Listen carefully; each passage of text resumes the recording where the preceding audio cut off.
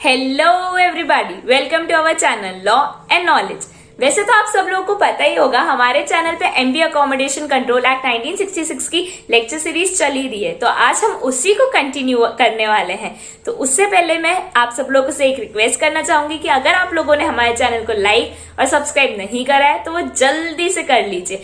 और आप सब लोग हमें इंस्टाग्राम पे भी फॉलो कर सकते हैं, जिसकी लिंक दी हुई है डिस्क्रिप्शन बॉक्स में, so please go and check it out. So आप लोगों को तो वैसे ही पता है कि हमारे चैनल पे सारे सब्जेक्ट्स की, ऑलमोस्ट ऑल द सब्जेक्ट्स की लेक्चर सीरीज चल रही है, इंक्लूडिंग द कंप्यूटर, और सबके एमसीक्यूज भी चल रहे हैं। रीसेंट न्यू अपडेट्स जो भी आते हैं वो भी हम आप लोगों के तक पहुंचाने की कोशिश करते हैं। तो इसलिए subscribe our channel for a quick and good notifications which you don't want to miss those. So आज मैं आप लोगों को बताना चाहूंगी कि आज हमारा एमपी अकोमोडेशन कंट्रोल एक्ट 1966 का लास्ट लेक्चर है, और अगर आप लोगों ने इसके पहले के वीडियोस को नहीं चेकआउट करा है तो जल्दी से जाइए, बिकॉज उसमें bulk of the MP accommodation है, तो जल्दी से वो कंप्लीट करते हैं।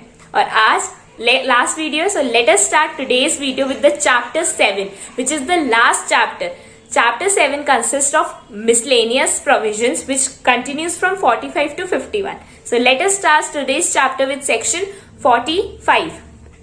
Let us see. Jurisdiction of civil courts banned in respect of certain matters. देखो, अब बेसिकली इस सेक्शन में क्या है, एक ओवरजस्ट लेते हैं कि एक तो पहली बार जब तक कोई सिविल कोर्ट के पास नहीं केस आएगा अकोमोडेशन से रिलेटेड, तब तक सिविल कोर्ट जबरदस्ती किसी के मैटर में हाथ नहीं घुसाएगी।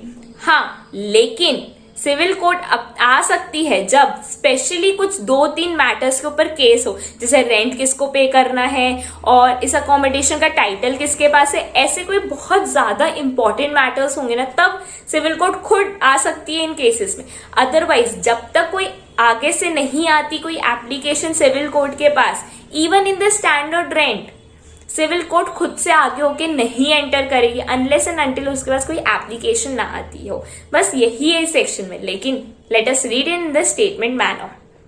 Save as otherwise expressly provided in this act, no civil court shall entertain any suit or proceeding in so far as it relates to the fixation of standard rent in relation to any accommodation to which this act applies, or to any other matter which the rent control authority is empowered by or under this act to decide, and no injunction in respect of any action taken or to be taken by RCA under this act shall be granted by any civil court or other authority. देखा आपने, यहाँ पर उसने सीधे से बोला कि civil court enter नहीं करेगी अगर आरसीए ने डिसीजन लिया है, अनलेस एंड अनटिल कोई एक्सप्रेसली आए। ठीक है, आगे पढ़ते हैं हमारा clause second. Nothing in subsection 1 shall be construct as preventing a civil court from entertaining any suit or proceeding for the decision of any question of title to any accommodation. देखा, यहाँ पे अब बोला ना कि हाँ, लेकिन जब टाइटल ऑफ अकोमोडेशन है तब हम आ सकते हैं आगे. To which this act applies or any question as to the person or persons who are entitled to receive the rent such of the accommodation. और जो इंसान इस अकोमोडेशन के रेंट के लिए लायबल है इस मैटर में भी वो लोग एंटर कर सकते हैं. देखा, it's very quite simple section, right? So moving further to our next section, which is section 48. Rent controlling authority to be a public servant. अब rent control authority public servant कब है? बहुत ही सिंपल है कि सेक्शन 39 का clause 1 में जो है सर्वेंट, उसको हम पब्लिक सर्वेंट मानेंगे. Late us read it. The collector, the rent control authority or the officer authorized by the collector under subsection 1 of section 39, जो कलेक्टर या फिर आरसीए ने कोई भी ऑफिसर अपॉइंट करा है under section 39(1) shall be deem to be a public servant within the meaning of section 21 of IPC. जो exactly section 21 of IPC में जो पब्लिक सर्वेंट होता है वही एमपी अकोमोडेशन में भी पब्लिक सर्वेंट होगा अगर कलेक्टर और आरसीए ने उसको अपॉइंट करा है for section 39(1). Clear? Again one of the simple section, right? So moving further to our next section, which is section 49. Section 49 says protection of action taken in good faith. Obviously, अगर कोई भी action आपने good faith में लिया तो क्या आप उसके लिए पनिशेबल होगे? नहीं ना। तो एग्जैक्टली अगर किसी भी ऑफिसर ने अपने गुड फेथ में कोई डिसीजन दिया है तो वो लाइबल नहीं होगा। Let us read that. No suit, prosecution or other legal proceeding shall lie against, कोई भी सूट या फिर लीगल प्रोसीडिंग नहीं होगी किसके against? Late us read it. The collector or the rent controlling authority or the officer authorized by collector under subsection 1 of 39, जो collector और RC ने ऑफिसर अपॉइंट करा था 39(1) के under, in respect of anything which is in good faith done or intended to be done in pursuance of this act, कि अगर उसने कुछ भी काम गुड एक्ट में करा है या फिर इस एक्ट के प्रोविजंस को पूरा करने के लिए उसने कुछ भी करा है तो वो लाइबल नहीं होगा। Clear? Moving further to our next section, section 50, जो हमें बोलता है पावर्स टू मेक रूल्स। ऐसा सेक्शन जो हमें रूल्स बनाने की पावर देता है। सो बेसिकली इस सेक्शन में क्या है कि स्टेट गवर्नमेंट, सबसे पहली बात तो स्टेट गवर्नमेंट रूल्स बनाती है। तो वो क्या करती है, जब वो रूल्स बनाती है तो वो ऑफिशियल गैजेट में उसका नोटिफाई करती है। और बेसिकली रूल्स किस किस के मैटर में बनते हैं कि इंक्वायरी कैसे होगी, आरसी की पावर क्या है, कब वो सिविल कोर्ट की तरह एक्ट करेगा, किस प्रोसीजर होनी चाहिए उस पूरे केस की, ये सारे ही रूल्स बनते हैं। तो इन्हीं के बारे में ये सेक्शन बात करता है। So let us read that. The state government may, by notification in the official gazette, make rules to carry out the purposes of this act. Basically क्या पर्पस है इस एक्ट का, क्या रूल्स है, वो किसके थ्रू बताया जाएगा? ऑफिशियल गैजेट के through. Next, in particular and without prejudice to the generality of the foregoing power, such rules may provide for all or any of the following matters, namely, अब किस किस के लिए रूल्स बन सकते हैं वो सारी चीजें हैं। सबसे पहली चीज, the form and manner in which and the period within which an application may be made to the RCA, किस तरीके से क्या मैनर होगा, कितने टाइम में एक एप्लीकेशन रेंट कंट्रोलिंग अथॉरिटी के पास आनी चाहिए। Next point, the manner in which RCA में होल्ड एन इंक्वायरी, अब इंक्वायरी किस तरीके से RCA कैरी ऑन करेगी वो। Next, the powers of the civil court which may be vested in a rent control authority, कौन कौन सी सिविल कोर्ट की पावर्स RCA के पास होगी वो।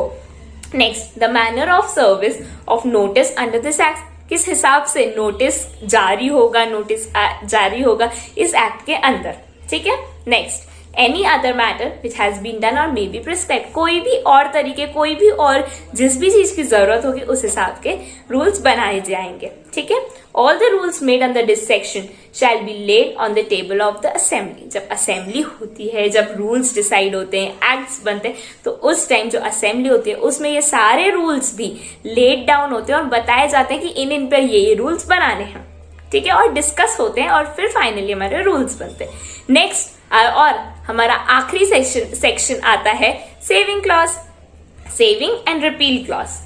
बेसिकली इसमें क्या है, सिर्फ ये बोला जाता है कि ये एक्ट जो इसके पहले वाला एक्ट था उसको रिपील करा जाता है और जो भी सारे प्रोविजंस उस एक्ट के थे, केसेस थे, वो अब इस एक्ट के हिसाब से होगा और उनको सेविंग दी जाती है कि आपका जो डिसीजन है वो पहले जैसे ही एक्ट के अकॉर्डिंग ही आएगा, है ना। सिंपल सा है। The Madhya Pradesh accommodation control act 1955 was hereby has been repealed, मतलब ये वाला जो एक्ट है वो रिपील होता है और बाकी जो भी केसेस थे उनको सेव करा जाता है अंडर दिस एक्ट। सो इसी के साथ, इसी लास्ट सेक्शन के साथ हमारी एमपी अकोमोडेशन कंट्रोल एक्ट 1966 की सीरीज, लेक्चर सीरीज ओवर होती है। लेकिन इतनी जल्दी ओवर कैसे कर सकते हैं हम, तो एक बार क्विक सा रिवीजन कर लेते हैं कि हमने कौन कौन से चैप्टर्स पढ़े थे और कितने कितने सेक्शंस थे, बिकॉज कई बार ग्रुप ऑफ सेक्शन पे भी हमें याद तो होने चाहिए ना कौन कौन से चैप्टर है, क्योंकि अगर कोई क्वेश्चन आ गया कि स्टैंडर्ड रेंट कहाँ डिफाइन करा गया है तो अपन को पता होना चाहिए ना कि हाँ ये सेकेंड चैप्टर में डिफाइन है, फिर कौन सा सेक्शन, उसका ग्रुप याद होना चाहिए। इसीलिए एक बार क्विक सा हम रिविजन कर लेते हैं। हमने क्या पढ़ा था, चैप्टर 1 था हमारा प्रिलिमिनरी जो था 1 से लेकर 3 तक। फिर नेक्स्ट चैप्टर था हमारा प्रोविजंस रिगार्डिंग रेंट जो था 4 से लेकर 11 तक। फिर हमारा थर्ड चैप्टर था control of eviction of tenants जो था हमारा 11A से लेकर 23 तक सेक्शन तक। फिर आया था हमारा थर्ड A जो इंसर्शन था, जो था eviction of tenants on ground of bona fide requirement, जो चला था हमारा 23A से लेकर 23J तक। फिर हमारा था चैप्टर 4 डिपॉजिट ऑफ रेंट, जो चला था 24 से लेके 27 तक। फिर था चैप्टर 5 जिसमें अपॉइंटमेंट दिया गया था रेंट कंट्रोल अथॉरिटीज का और उनकी पावर्स और उनके अपील कैसे हो सकती है वो चला था हमारा 28 सेक्शन से लेके 36 तक। उसके बाद आया था हमारा चैप्टर 6 जो था provisions regarding special obligations of landlord and penalties, जो चला था हमारा 37 से लेकर 44 तक। और हमारा लास्ट चैप्टर जो आज के लेक्चर में हमने कवर करा था वो था चैप्टर 7 मिसलेनियस, जो चला था 45 से लेके 51 तक। आई होप आप सब लोग को अब क्लियर हुआ होगा कि क्या क्या चीजें थी इस एक्ट में, क्या क्या चैप्टर्स हैं, क्या क्या प्रोविजंस हैं। बट स्टिल अगर आप लोगों को कोई भी डाउट है किसी भी लेक्चर में, so please do comment us, let us know what all help you guys needed. और आप लोगों को आगे कोई भी जो भी हेल्प लगे, you can comment us, you can Instagram us, we are always there for you. So if you like this video, so please give it a big like and share this video with all of your friends, and don't forget to press that bell icon for the recent and notifications. And thank you. Stay tuned for the further lectures and further subject lecture series.